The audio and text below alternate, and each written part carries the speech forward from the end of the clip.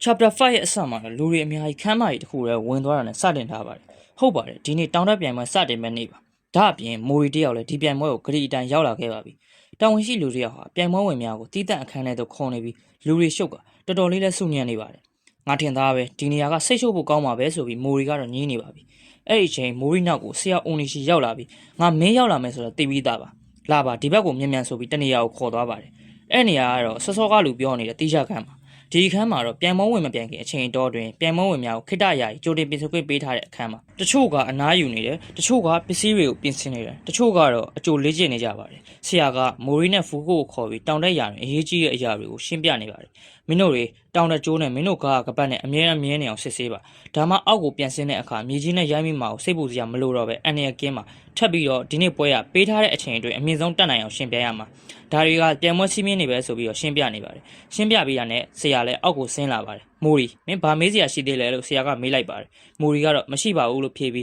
းနောက်ခန်းတစ်ခုကိုဆက်ထားတဲ့တကားနာကိုတွားပြီးဖွင့်ဖို့လုပ်ပါတယ်ဟေ့အောင်ယူမင်းဘာတွေလုပ်နေရလဲအဲ့ဒီဘက်ကိုမင်းတွားချင်နိုင်တွားလို့မရဘူးလို့ဖူခုကပြောပါတယ်သူပြောတာမှန်တယ်မင်းတခါတည်းပြိုင်ပွဲကထွက်သွားရလိမ့်မယ်လို့ဆရာကပြောပါတယ်ပြိုင်ပွဲဝင်များဟာပြိုင်ပွဲမစခင်တီးခြားအခန်းကနေထွက်ခွင့်မရှိပါဘူးဒါတွေကိုတာဝန်ရှိတဲ့လူတွေကစောင့်ကြည့်နေပြီးမိုရီသာတကားဖွင့်မိခဲ့ရင်တခါတည်းပြိုင်ပွဲကနေနှုတ်ထွက်ရမှာပါဒါကဘာလို့လဲဆိုတော့တကားရဲ့တစ်ဖက်ချမ်းမှာပြန်ရမယ့်တောင်တက်နေရတစ်ခုရှိပြီးပြိုင်ပွဲဝင်နေရမပြိုင်ခင်အထိမြင်ကွင်းမရှိပါဘူးဒါမှသာမျှတတဲ့ပြိုင်ပွဲတစ်ခုဖြစ်မှာပါချက်ပြီးဆရာကမိုရီမင်းမှတ်မိလားမင်းကတောင်တက်လမ်းကြောင်းတစ်ခုကိုပထမအကြိမ်မြင်ုံနဲ့မှတ်မိနိုင်စွမ်းရှိတယ်ဒီပြိုင်ပွဲကမင်းအရေးရှင်ကိုမင်းပြန်စိန်ခေါ်နိုင်မဲ့အခွင့်အရေးပဲလို့ပြောပါတယ်ထပ်ပြီးဆရာကမင်းတို့ဝင်သွားတာနဲ့တောင်ပုံစံအောင်ကြည့်ဖို့အချိန်6မိနစ်ပြင်ဆင်နေရမယ်ပြီးရင်တော့စတက်ရမယ်ဆိုပြီးရှင်းပြနေပါတယ်တစ်ဖက်မှာလည်းမီယာမိုတိုတယောက်အသေးအတန်ကိုလေ့ကျင့်နေပါတယ်ဖူခုကတော့မှဟာပုံမှန်ဆိုပြိုင်ပွဲတိုင်းပျော်ပြိုင်နေတဲ့ကောင်ကဒီနေ့ကျတော့ပြောင်းလဲနေပါလားဒီကောင်တကယ်ပဲဘာတွေတွေးနေရလဲဆိုပြီးလန့်နေပါတယ်ရုပ်တရက်မီယာမိုတိုတယောက်အောက်ကိုပြုတ်ကျတော့ကတော်တော်လေးလဲမောနေပါတယ်ထို့နောက်သူ့ရဲ့နားမှာရှိတဲ့ရေဘူးကိုချက်ချင်းဆိုသလိုကောက်ကင်လိုက်ပါတယ်သူကတော့အလွန်ကျွံဖြစ်နေပြီပဲလို့မိုရီကပြောပါတယ်အဲ့နောက်ဆရာကဒါကအရေးကြီးတဲ့လဲလှယ်မှုတစ်ခုပဲမင်းကြည့်လိုက်သူပထမဆုံးအားတွေကိုအဆုံးထိရအောင်တုံးလိုက်တယ်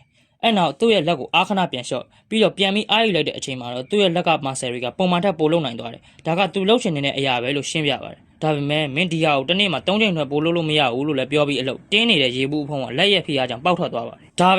ပဲလေကွဆိုပြီးမီယာမိုတိုကတော့ကျင်းနေနေပါပြီရုပ်တရက်လူတယောက်ကပြိုင်ပွဲဝင်များနေရာယူဝေးကြပါခဏနေပြိုင်ပွဲအကျိုး6မိနစ်စာကြိုတင်ကြည့်ရှုခွင့်ရပါတော့မယ်ဆိုပြီးတော့ကြီးညာသွားပါတယ်မီယာမိုတိုကမိုးရီအနားကိုသွားပြီးငါမင်းကိုရှုံးစရာဘာဆောက်ကြောင်းမှမရှိဘူးလို့ပြောလိုက်ကလူကြားထဲတိုးသွားလိုက်ပါတယ်မိုရီကတော့အေးဆေးဆေးပဲပြန်ကြည့်နေလိုက်ပါတယ်ရုပ်တရက်ဆရာကမိုရီဒီမှာမင်းကဂရီပေးထားတဲ့တောင်တက်ဖက်နဲ့ဒါကိုဝတ်ပြီးမင်းစိတ်ကြိုက်တာတက်တော့ကွာဆိုပြီးပေးလိုက်ပါတယ်မိုရီလည်းဝတ်ကြည့်ရောဖက်နှက်ဆိုင်ကအတော်ဖြစ်နေလို့ဝမ်းသာနေရပါတယ်ထပ်ပြီးဆရာကအခုကဆက်လို့ဒါမင်းရဲ့ပထမဆုံးတောင်တက်အတွေ့အကြုံပဲဒီနေရာကမင်းကိုတောင်တက်ရတာဘာလဲဆိုတာကိုပြလိုက်မယ်ဒါကိုမင်းခဏကုန်နဲ့တသားတည်းမှတ်ထားပါလို့ပြောလိုက်ပါတယ်တစ်ဖက်မှာလည်းလူကြီးကပြိုင်ပွဲကိုအားပေးဖို့အသင့်ဖြစ်နေပါပြီယူမီတို့အဖွဲ့လည်းရောက်လာပြီယူမီကတော့ခမ်းမကြီးရဲ့ဝင်ချင်းပဲတခုခုမြင်ပြီးအံ့ဩနေပါပြီသူတို့ကတကယ်ကြီးပဲဒါကြီးကိုတက်ကြမှာလားဆိုပြီးရေရွံ့ရင်းနဲ့ပထမဆုံး6မိနစ်ကိုစတင်ပါတော့မယ်ပြိုင်ပွဲဝင်များဝင်လာလို့ရပါပြီဆိုပြီးပြိုင်ပွဲကိုစတင်လိုက်ပါတယ်မီယာမိုတိုတို့အဖွဲ့လည်းဝင်သွားတာနဲ့အားလုံးမျက်နှာတွေမကောင်းကြပါဘူးဘာလို့ဆိုသူတို့မြင်လိုက်ရတဲ့နေရာဒီလိုပုံစံကြီးပါအောက်ရှင်နေရာကဒေါင်းလိုက်တက်ဖို့အဆင်ပြေပေမဲ့အပေါ်ဘက်ချမ်းကစောင်းနေတာကြောင့်မပြုတ်ကြဖို့ဆိုအားကိုပိုသုံးရမှာပါ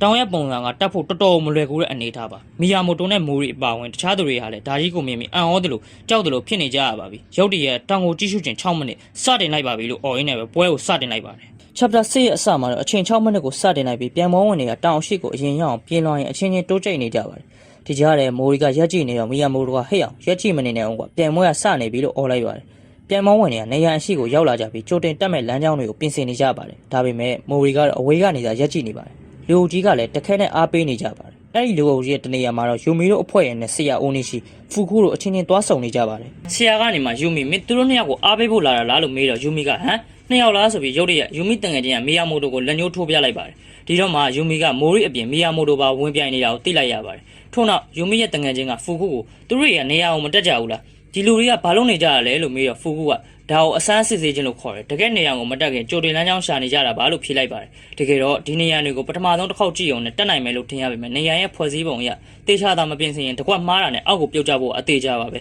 ထပ်ပြီးဖူခုကဒါကတရက်ကိုတစ်ချိန်မှပြိုင်နိုင်မဲ့ပြိုင်ပွဲပဲဒါကြောင့်လူတိုင်းကအမြင့်ဆုံးကိုတက်နိုင်အောင်ကြိုးစားကြပါမယ်လို့ပြောလိုက်ပါတယ်ဒါဆိုဒီပြိုင်ပွဲကအုံနောက်သုံးဖို့လွယ်တာပေါ့ဒါပေမဲ့မိုရီကကိုသူတစ်ချိန်လုံးအဝေးကနေရက်ကြည့်နေရလားဆိုပြီးရေရွတ်လိုက်ပါတယ်အဲ့ဒါ तू ကအတွေ့အကြုံမရှိလို့ရက်ပဲကြည့်နေနိုင်တာဆိုပြီးဖူကူကအားချောင်းပါတယ်ဆရာလည်းဘာမှမပြောပဲစောင့်ကြည့်နေပြီးအချိန်လဲ4မိနစ်ပဲကြံပါတော့တယ် မီယာမိုတိုတယောက်ကတော့နေရာရဲ့အရှိတဲ့မှာနေပြီးတက်ဖို့လမ်းကြောင်းတစ်ခုပုံဖော်နေပါတယ်ဖူကူကတော့သူ့တငယ်ချင်းကိုအပြည့်အဝယုံကြည်ထားတဲ့ပုံပါပဲဒါအပြင်ယူမီကိုပါလှမ်းကြည့်ခိုင်းပါသေးတယ်မီယာမိုတိုရဲ့တကိုယ်လုံးကမတက်ခင်မှာလည်းချွေးရီဆိုရွှဲနေပါပြီဒါကဘာလို့လဲဆိုတော့သူကသူ့အုံနောက်ထဲမှာနေရန်ကိုတက်နေတဲ့ပုံရင်းရောင်တစ်ခုကိုဖန်တီးထားပြီးသူ့နှလုံးခုန်လုံးကိုမြင့်ထားတာတကယ်တက်ရတယ်လို့နဲ့မာဆယ်ရီကိုလေ့ကျင့်ပေးနေရလို့ဖူကူကရှင်းပြပါတယ်မီယာမိုတိုတယောက်ကတော့အန်ကိုကြိတ်ထားပြီးလက်ကိုဆန်းထုတ်ကြည့်လိုက်ပါတယ်အဲ့နောက်လက်ကိုကောက်ချလိုက်ပြီးတခုခုကိုသတိထားမိသွားတဲ့ပုံမျိုးပါကျောင်းစီအပြုံးတစ်ခုကိုလည်းပြုံးနေလိုက်ပါသေးတယ်အချိန်က10မိနစ်စက္ကန့်30ပဲကျန်တော့တာတချို့လူတွေကတော့လမ်းကြောင်းရှာမတွေ့နိုင်သေးပါဘူးအဲ့ဒီချိန်မိုရီနာကိုမီယာမိုတိုရောက်လာပြီလက်လျှော့လိုက်တော့မင်းဘလောက်ထိထိနားလည်နိုင်မှာမဟုတ်ဘူးထပ်ပြီးတော့ငါပဲပထမဆုံးအပေါ်ကိုရောက်နိုင်မှာလို့ရေးရုပ်ပြီးအချိန်မကုန်သေးရအောင်တီချာခန်းနဲ့ဝင်သွားပါတယ်အချိန်က10မိနစ်သာကြာမှာတော့တယ်မိုရီတယောက်ကတော့အဝေးကနေသာရက်နေပြီးတောင်ရဲ့နေရာတိုင်းကိုအသေးစိတ်လိုက်ကြည့်နေပါတယ်ရုပ်တရက်သူတခုခုကိုသတိထားမိသွားပါတယ်ဒီနေရန်ကားလို့ရေးရုပ်ရင်းနဲ့ဆက်ပြီးအာယုံဆိုင်နေလိုက်ပါတယ်နေရန်ကြီးနဲ့မိုရီရဲ့စိတ်ထဲမှာဖန်တီးရတဲ့လမ်းကြောင်းတစ်ခုကတဖြည်းဖြည်းတသားတည်းဖြစ်ဖို့နီးစပ်နေပါပြီနောက်ဆုံးမှာတော့မိုရီတယောက်လည်းတောင်ကိုတက်နိုင်ဖို့အလွယ်ဆုံးနဲ့အမြန်ဆုံးလမ်းကြောင်းတစ်ခုကိုရှာတွေ့သွားပါပြီပြီးတော့ဒီလမ်းကြောင်းကိုသူရင်းနှီးနေတယ်လို့လည်းခံစားနေရပါတယ်အချိန်လည်းပြည့်သွားပြီပြန်မဝင်နေရလဲအခန်းထဲကိုပြန်ဝင်နေရပါပြီဒီကြားထဲမိုရီတယောက်ကမတ်တက်ရက်နေလို့တာဝန်ရှိတဲ့သူကပဲပလေယာနံပါတ်3ဒီဘက်ကိုလာပါအချိန်ပြည့်ပါပြီဆိုပြီးတော့ပဲဆွဲခေါ်သွားရပါတယ်မိုရီတယောက်ကတော့သူ့ရဲ့လက်တွေကိုသာကြည့်နေလိုက်ပြီးသွေးပူနေတာကိုခံစားနေရပါပြီပြန်ပွဲလည်းမြန်မြန်စတင်နေပြီလို့ရင်းရုံရင်းနဲ့ပဲအခန်းထဲသို့ဝင်သွားပါတယ် Chapter 7ရဲ့အစမှာတော့ပြန်ပွဲလည်းလူအုပ်ကြီးရဲ့အားပေးမှုနဲ့အတူစတင်လိုက်ပါတယ်ပြန်ပွဲဝင်နံပါတ်1ယာနိုယူကီဆိုတဲ့အတန်နဲ့အတူကျိုးတစ်ချောင်းနဲ့လူတစ်ယောက်ကိုနေရာရှိမှတွေ့နေကြရပါပြီအဲ့ဒီချိန်ယူမီကမိုရီနဲ့မီယာမိုတိုကဘာမှလဲလို့ဖူကူကိုမေးတော့ဖူကူကပြန်ပွဲကတယောက်ပြန်နေချိန်နောက်တဲ့လူတွေကအခန်းထဲမှာပဲနေနေရမှာဒါမှလည်းဟင်းဆွေမရနိုင်တော့ပါလေဆိုပြီးဖြေပါတယ်ပြီးတော့ငါလောင်းရဲတယ်အဲ့ဒီခန်းထဲကလေတွေကတာမန်ထက်ပိုလေးလံနေပါပဲဆိုပြီးအခန်းထဲကပြန်ပွဲဝင်နေရတစုသက်ရှိနေကြပြီပြန်ပွဲအတွက်ရင်ခုန်နေကြရပါပြီ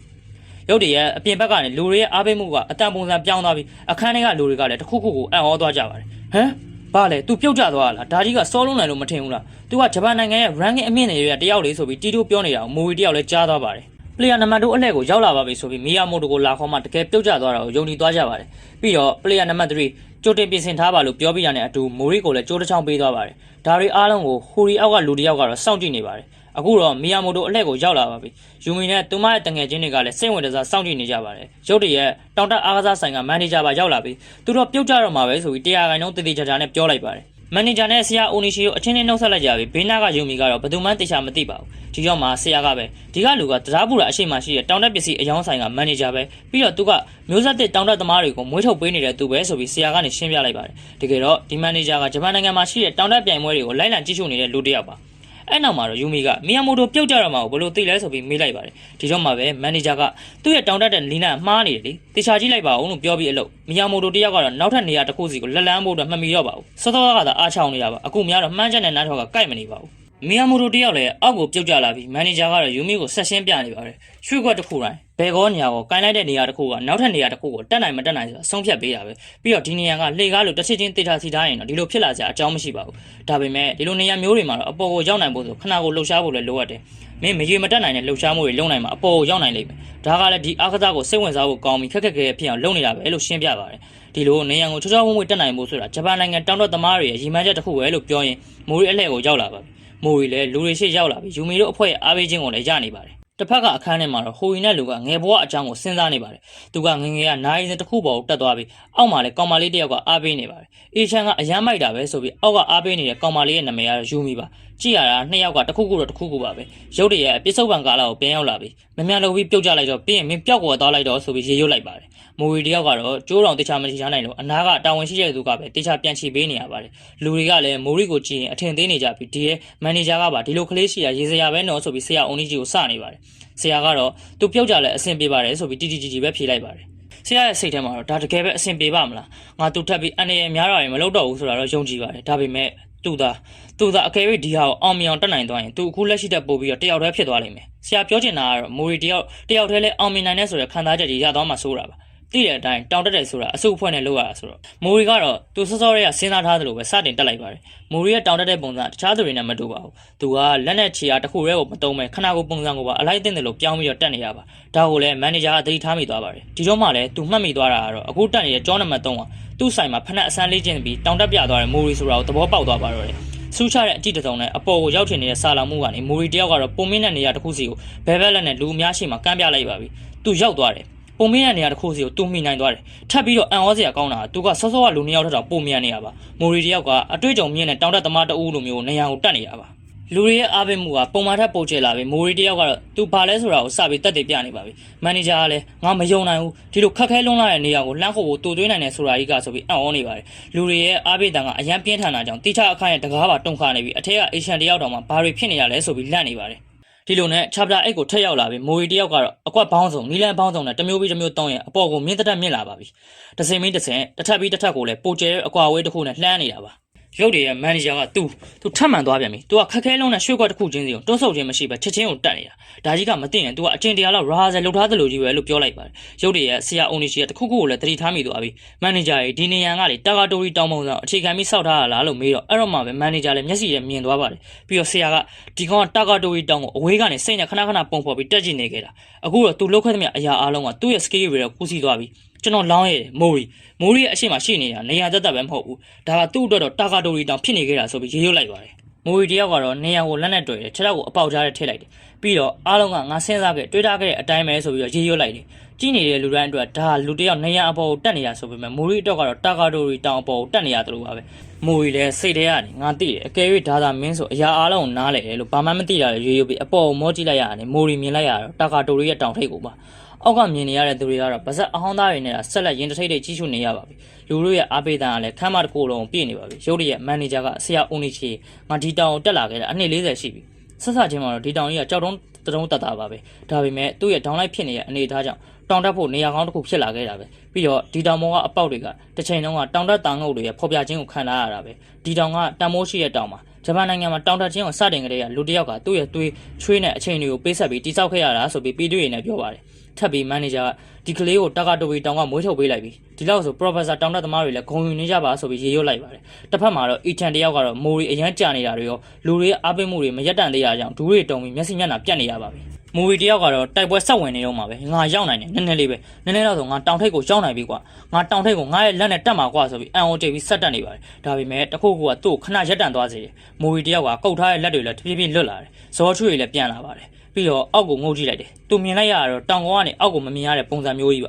ကျိုးတစ်ချောင်းကလည်းလေထဲမှာလွင့်မျောနေတယ်အောက်ကလူတွေကလည်းဘာလို့ရက်လိုက်တာလဲဆိုပြီးစိတ်ပူနေကြတယ်မိုရီကတော့ဒီကျိုးကဆောင်းဝမ်းလေးလိုက်တာဆိုပြီးတော့အန်ကိုဆက်ကြိတ်နေလိုက်ရပါတယ်ဖူခုကဒီလိုဖြစ်မယ်လို့ထင်သားပဲလို့ပြောလိုက်တယ်ဘာလို့လဲဆိုတော့ဒီလိုချက်ချင်းတက်လိုက်ရတာနဲ့သူ့မှာအောက်ဆီဂျင်ပြတ်လက်မှုတွေဖြစ်လာနေပြီသူ့ရဲ့အားကိုအဆုံးထိသုံးလိုက်မိရတာနဲ့သူ့ရဲ့လက်ထဲကိုတွေးတွေမစီးနိုင်တော့ဘူးဒါအဆုံးသက်ပဲသူမကြခင်အောက်ကိုပြုတ်ကျလာတော့မယ်လို့ပြောလိုက်ပါတယ်တစ်ဖက်မှာလည်းမိုရီတယောက်ကတော့အောက်ကိုဆက်တင်ထားပြီးလှုပ်ဆမ်းမှာကွာနည်းနည်းလောက်ပဲနည်းနည်းလောက်ကျွေးစမ်းမှာကွာဆိုပြီးရေရွတ်နေမိလိုက်ပါတယ်စိတ်ထဲကနေပြီးတော့လေမင်းငါ့ကိုတွန်းထုတ်လိုက်ပြီလားဆိုတော့အတွေးဝင်လာတယ်ပြီးတော့ထပ်ပြီးတော့ ambulance နဲ့ဘယ်ကမှမသိတဲ့အတိတ်ကမှတ်ညံနေပြန်ဝင်လာတယ်တခုခုရေရွတ်လိုက်တယ်အကယ်၍မင်းသာမဟုတ်ခဲ့ရင်ဆိုတဲ့အတွေးတွေနောက်ဆုံးမှာတော့မင်းလူသက်သမားဆိုတဲ့အတွေးစွဲနေတဲ့အတူမိုရီတယောက်ကတော့သတိလစ်တယ်လို့ဖြစ်သွားပါတယ်မိုရီရဲ့လက်နှစ်ဖက်ကလေထဲကိုလွတ်ထွက်သွားတယ်ပြီးတော့သူတခုခုပြန်တွင်းနေပြီအဲ့လောက်လည်းအရေးမကြီးပါဘူးဆိုပြီးအနောက်ကိုလမ်းကျသွားခဲ့တယ်အောက်ကကြည့်နေတဲ့ဆရာအိုနီရှိဖူကူယူမီနဲ့မီယာမိုတိုတို့အားလုံးရဲ့အကြည့်တွေကမိုရီစီကိုသာရောက်နေကြပြီအားလုံးလည်းမိုရီကိုစိတ်ပူနေကြပါပြီဒါပေမဲ့မိုရီရဲ့အကြည့်တွေကပြန်ဆူချလာခဲ့ပြီအသေးစိတ်ပြန်ကက်ကပြုတ်ကြမဲ့အရေးကနေသူ့ရဲ့ဘဲဘက်လက်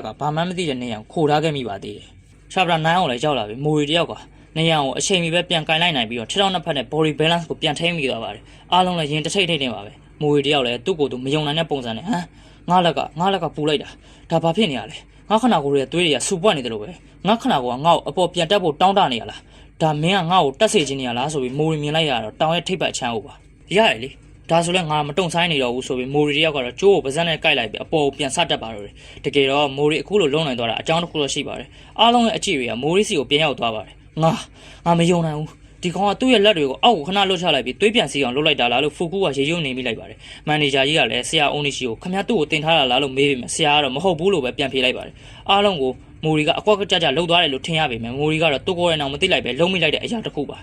ဒါဆိုရင်တော့တာကာတိုရီတောင်ကတင်ပေးလိုက်တာပေါ့လို့မန်နေဂျာကြီးကပြောတော့ဆရာကနေပဲတာကာတိုရီတောင်ကလားဆိုပြီးအံ့ဩသွားပါတယ်ဆက်လက်မန်နေဂျာကြီးကနေပြီးတော့ပဲတောင်းနေဆိုတာအပြောင်းလဲမြန်တယ်သူတို့ကအဖေတယောက်လိုမင်းကိုရဲရဲဆက်တွန်းထုံနေတယ်လို့မင်းထင်ကောင်းထင်ရနိုင်တယ်ဒါပေမဲ့စန့်ကျင်ဘက်အနေနဲ့သူတို့ကမိခင်တယောက်လိုတင့်ကုန်လုံညစွာကြိုးစုံနေတဲ့အချိန်တွေလည်းရှိတယ်လို့ပြောလိုက်ပါတယ်ရုပ်တရက်မန်နေဂျာရဲ့စိတ်တွေကတောင်းနေစီကိုရောက်သွားရင်တောင်းတန်းတွေရဲ့ဆယ်ရန်ဝင်မှုကြောင့်တောင်းတသမားပင်ရောက်တဲ့အသက်တွေကံရမာတွေပြောင်းလဲခဲ့ရပြီလေလို့ပြောလိုက်ပါတယ်ဒီစကားစုရဲ့ဆိုလိုရင်းကတော့တောင်းတန်းတွေရဲ့ခံမှန်းရခတ်ပြီးပြင်းထန်လာတဲ့ရာသီဥတုဒါ ဒါမှမဟုတ်အချိန်တွေကတောင်းတသမားတယောက်အသက်ရှင်မလားအောင်မြင်မလားဒါမှမဟုတ်တိတ်ဆုံးသွားမလားဆိုတာကိုကြပြဆန်ဆန်ဖော်ပြထားတဲ့ဝါကြတစ်ကြောင်းပါထပ်ပြီးမန်နေဂျာကပဲတာကာတိုရီတောင်းတဲ့အတူမိုရီတယောက်တောင်းရဲ့အနှက်ဆိုင်ဆုံးခံစားချက်တွေကိုလက်ဆင့်ကမ်းနိုင်ခဲ့ပြီလို့ပြောလိုက်ပါတယ်ဆရာအုံနီရှိကတော့တောက်လျှောက်ဘာစကားတစ်ခုမှမပြောဘဲလေးလေးစားစားနားထောင်နေပြီးခဲ့ပါတယ်ရုတ်တရက်ဆိုသလိုပဲခမ်းမရဲ့အပေါ်ဘက်ချမ်းကနေအရေးလိုပါလိုလုံးနဲ့ဟိုဒီဝစ်ထားတဲ့လူတယောက်ကစောက်ထိုးတွဲလောင်းနေတဲ့အခြေအနေကိုစောင့်ကြည့်နေပါတယ်မိုရီတယောက်လည်းအပေါ်မြင့်သက်မြင့်လာပါပြီနောက်ဆုံးမှာတော့နေရိုင်းအပေါ်ဆုံးကိုရောက်သွားပြီမိုရီရဲ့စိတ်ထဲမှာတော့တောင်ရဲ့အပေါ်ကိုတက်ဖို့နည်းနည်းပဲလိုတယ်လို့ခံစားနေရတော့မှာပဲအခုမိုရီလောက်ရမှာဒီကျိုးကိုဒီချိန်မှာချိတ်လိုက်ပြီးအောက်ကိုပြန်ဆင်းလာဖို့ပါပဲဒါမဲ့ဆရာရဲ့စကားတွေကိုတော့ခေါင်းနဲ့ပြန်ပေါ်လာပါတယ်မင်းနားလည်းပြီးမလားဒီကျိုးကိုမြင်မြက်ချီတာဒီကျိုးကမင်းအသက်ကိုကယ်လိမ့်မယ်အကေးမင်းပြုတ်ကြရင်တော့တိမ်မှာမဟုတ်ဘူးဆိုတဲ့စကားတန်တွေပါမိုရီအောက်ကိုကြည့်လိုက်တော့လေလူတယောက်ကအသင့်ဆောင်နေပါပြီဒါပေမဲ့မိုရီကတော့ကျိုးကိုလွတ်ချလိုက်ပြီးအောက်ပြန်ဆင်းဖို့ရည်ရွယ်ချက်လုံးဝအောင်မရှိပါဘူးဆရာနဲ့မန်နေဂျာတို့လည်းမိုရီလောက်ရကြောင်လှန့်သွားပါပြီမိုရီကတော့အောက်ကိုတစ်ချက်ကြည့်လိုက်ပြီးတခုခုကိုရေရွတ်လိုက်တယ်ငါတယောက်တည်းတောင်တက်နိုင်တယ်ဆိုတဲ့စကားတန်နဲ့အတူအပေါ်ကိုဆက်တက်သွားပါတယ်ဒါကအဆုံးသက်ပဲလို့ပြောရင်သူ့လက်ကိုဆက်ထုတ်ရင်းနဲ့နေရိုင်းအပေါ်ဆုံးကိုတက်သွားတဲ့အချိန်လူတယောက်တောင်ပေါ်မှာထိုင်နေတယ်လို့မျိုးကိုမြင်လိုက်ရပါတယ်ငါမင်းကိုပြန်တွေ့ရတာဝမ်းသာပါတယ်ပွန်တာရူဆိုတဲ့စကားတန်နဲ့အတူလူတယောက်ကမိုရီကိုနှုတ်ဆက်လိုက်ပါတယ်မီဇူကီမင်းလားဆိုပြီးတော့မိုရီကတော့ရေရွတ်နေမိလိုက်ပါတယ်ထို့နောက်တော့ပလေယာနံပါတ်3ပြန်ပွဲရပြုတ်သွားပါပြီဆိုပြီးကြေညာလိုက်တာအားလုံးနဲ့အတူမိုရီလည်းအံ့ဩသွားရပါပြီဒါကတော့ဆော့ဆော့ကကျိုးကိုလွတ်ချမိလိုက်တဲ့အတွက်ကြောင့်ပါဟိုရင်နဲ့လူကအမှန်တစ်ဖက်မှာရှိနေပြီးစောင့်ကြည့်နေပါတယ်ဒီလူကခြေထောက်နှစ်ဖက်ကိုချိတ်ထားပြီးစောက်ထိုးနေနေတာပါပြီးတော့လည်းမိုရီကိုအံ့ဩစရာကောင်းတဲ့လူပဲလို့ပြောရင်ရုတ်တရက်ရဲတွေရောက်လာပါတယ်ရဲတွေရောက်လာတော့မင်းတော့သူတို့ငါ့ကိုရှာတွေ့သွားပြီလို့ပြောလိုက်ရင်လည်းလက်နှစ်ဖက်ကိုအာယူရင်ခေါင်းမိုးပေါ်ကိုဂျုံထိုးပြီးတက်သွားပါတယ်ထပ်ပြီးသူပြောလိုက်တာငါလူတွေရှင်းမနစ်တော့ဘူးကွာပြီးတော့စောစောကပလေယာနံပါတ်3မင်းနဲ့ငါနဲ့တူတူတစ်ခုခုကိုလောက်ရတော့မှာပဲလို့ရေးရင်ခေါင်းစုပ်ကိုချွတ်လိုက်ကခေါင်းစုပ်အောက်မှာရှိနေတဲ့လူကတော့စောစောကမီဇူကီဆိုတဲ့တယောက်ပါပဲတကယ်တော့စောစောကနေရာပေါ်မှာမီဇူကီကထိုင်နေရမဟုတ်ပါဘူးမိုရီရဲ့အတွေ့အကြုံကနေပုံဖော်လိုက်တာပါမိုရီကမီဇူကီကိုလည်းမှန်းရဲ့တစ်ဖက်ချမ်းကနေမြင်နေရတာပါဒါကြောင့်အောက်ကပြိသက်တွေကမီဇူကီကိုမိုရီကလွယ်ပြီးမမြင်ရတာပါကဲဒီတော့မီဇူကီနဲ့မိုရီကဘယ်လိုသိနေခဲ့ကြရလဲမိုရီရဲ့အတိတ်ကဘာတွေလဲ